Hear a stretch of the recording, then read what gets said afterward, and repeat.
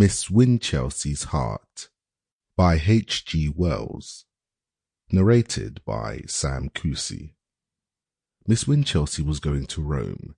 The matter had filled her mind for a month or more, and had overflowed so abundantly into her conversation that quite a number of people who were not going to Rome, and who were not likely to go to Rome, had made it a personal grievance against her.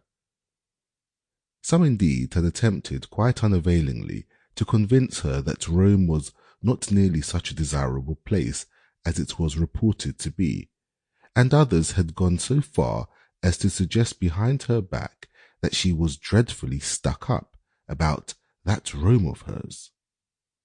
And little Lily Hardhurst had told her friend Mr. Binns that, so far as she was concerned, Miss Winchelsea might go to her old Rome and stop there. She, Miss Lily Hardhurst, wouldn't grieve.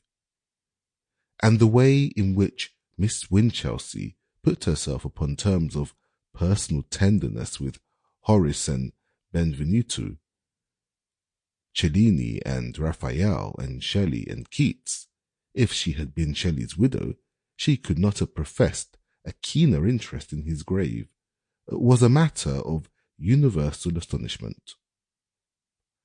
Her dress was a triumph of tactful discretion, sensible but not too touristy.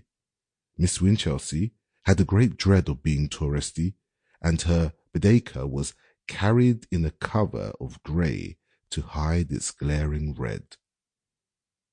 She made a prim and pleasant little figure on the Charing Cross platform, in spite of her swelling pride, when at last the great day dawned and she could start for Rome.